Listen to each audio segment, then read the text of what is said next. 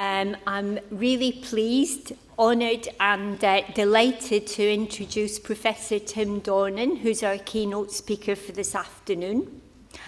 I think probably most people here will know Tim from his work.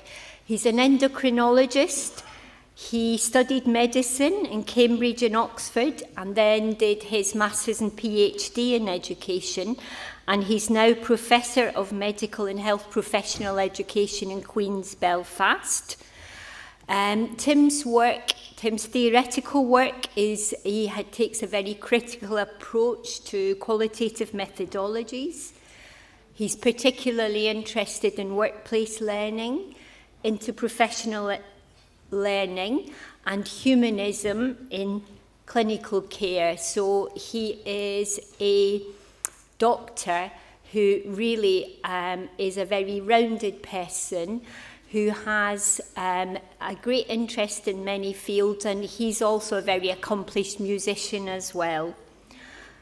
Tim won the ASME Gold Medal for his work last year, was it, Tim?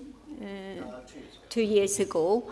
And I'm sure many of you were there when he did a fantastic presentation at that conference. So I'm very excited to hear what he's going to tell us this afternoon.